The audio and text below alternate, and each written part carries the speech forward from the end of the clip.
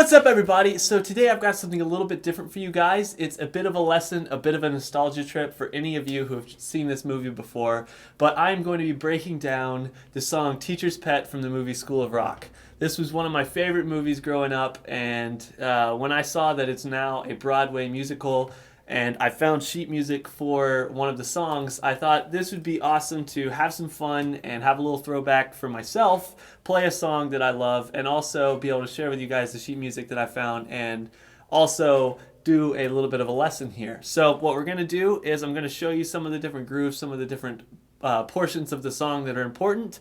I'm going to put the sheet music for download down below. And just a little bit about School of Rock, if you haven't heard of it. It's a movie about a class with Jack Black as the teacher, as like the substitute, I think. It's been a while since I've watched it. And he comes in and they like become a rock band and they learn to rock. And it's just really fun and really cool. And it's one of those movies as a kid, you're like, oh man, that's so awesome. I want to be in a rock band. And it's always been a dream of mine to play drums. So I really love the concept of this movie. And now there's a Broadway that's even more awesome because you can actually see a bunch of kids playing these instruments and having a lot of fun. So let's have some fun with a lesson here. What I'm going to look at is different sections of the song, and you'll have the music that you can download, and I'll put some of it on the screen, I believe, and then I'm going to have some playthroughs. I've also done a drum cover of the song that you can check out as well. Me just having some fun with it and putting in some of my own variations, and then also playing a lot of what the sheet music has for it. So let's check it out. Alright, so the beginning of the song has the guitar riff, or however it goes. I'm not much of a mouth guitarist, but after that you'll crash in twice with a lot of space in between, and then comes a little bit more of a tricky crash section because there's 3 crashes in one measure. And so what that boils down to is there's a crash on 1, so 1 and 2 and 3 and 4 and so it goes boom, boom, boom. And that's that measure right there. And so it's 1 and 2 and 3 and 4 and so those are your 3 crashes in that measure. Then the next measure crashes on the and. So it's 1 and 2 and 3 and 4 and 1 and. And those are the 4 punches in a row, and then a fill comes in. And so how that sounds is down, down, down, cha, digga, digga, digga, cha, bow, bow, bow. And you can see that in a second when I show you. But the actual fill itself is pretty simple as well. It just comes in on the and of 2 with 16th notes. So you go 1 and 2 and a 3 and a 4 and then you come in with the next crashes. And so if you're following along in the sheet music, it goes snare drum and then it goes to the tom, 3 then it goes back to the snare drum and 4, then it goes to tom 2 and then you crash with the next punches. And so it repeats that, but the second time, instead of going 4 and to the tom, you go 4 and to the crash. So it's pretty simple. I'm going to play it for you fast up to tempo, or about up to tempo, and then I'm going to play it for you a little bit slower, so you can check that out now.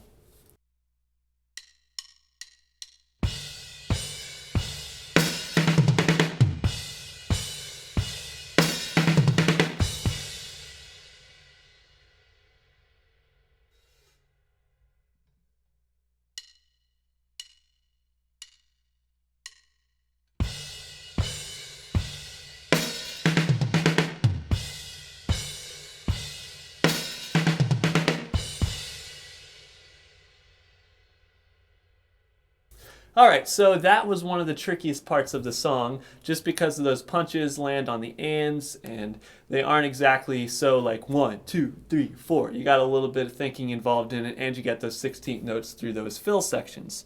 Now, after that, the second most important section of the song in terms of where we're going with the song here is the verse groove.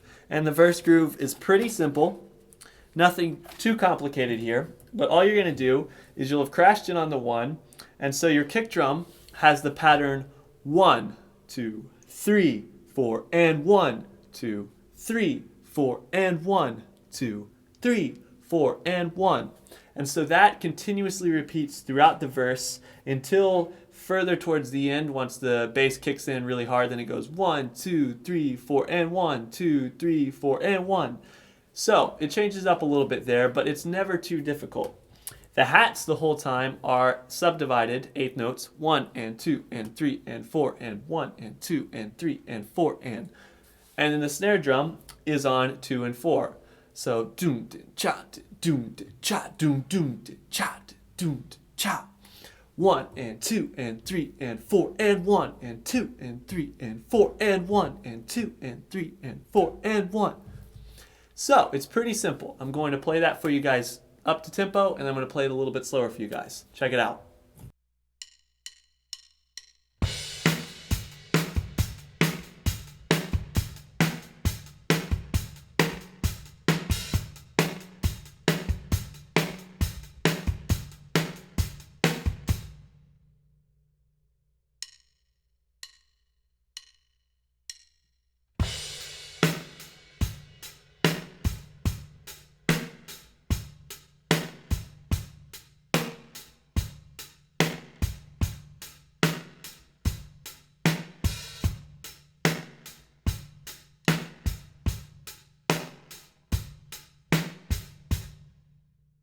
All right, so after the verse, the next really important section besides the build, where you'll just go 1 and 2 and 3 and 4 and 1 and 2 and 3 and 4 and just build up on the snare drum and floor tom, and then some of them cut on 3, one of them cuts on 1. That's something that you'll just want to pay attention to there in the music. But the next really important section to take a look at is the chorus.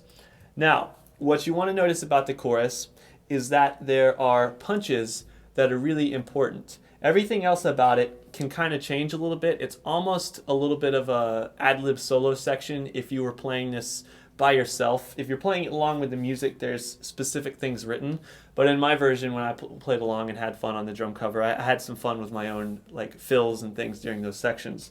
But what happens here is the snare is still on 2 and 4, but there's a punch on the end of 4 on the crash cymbals. So it's like doom cha doom cha doom cha doom, and you have to hit on the end of 4, and that's really important because it crashes and punches with the song. All right, so there's different variations of this chorus lick here, and I'm going to show you 2 variations of it on the actual drums here. I'm going to show it to you quickly, and I'm going to show it to you slowly, and it's going to transition a little bit. But the 2 to pay attention to are the one where it has the toms going 1 2 on the and of 3 to 4. So it's 1 and 2 and 3 and 4 and then you hit that punch on the and. And then the other variation is when you hit the snare drum here, 3E and 4 and. So it's do cha cha boom, and the other one is do cha boom. And so I know my drum sounds are absolutely stupid, but anyway, the kind of idea here, like I said, is that you're hitting that and of 4 on the crash, and so you can kind of do what you want through that section. It's a little bit of a personal feel and everything, depending on what you're playing it with. If you're playing it with the track live in the Broadway musical, of course, they have exact things they want the drummer to do to work perfectly with the band and how everything's supposed to sound. He's got to play it the same every night so that actors and everyone can have cues off of that. So that is the chorus section. I'll show it to you slowly, and I'll show it to you up to tempo. Up to tempo first, then slowly. Let's check it out.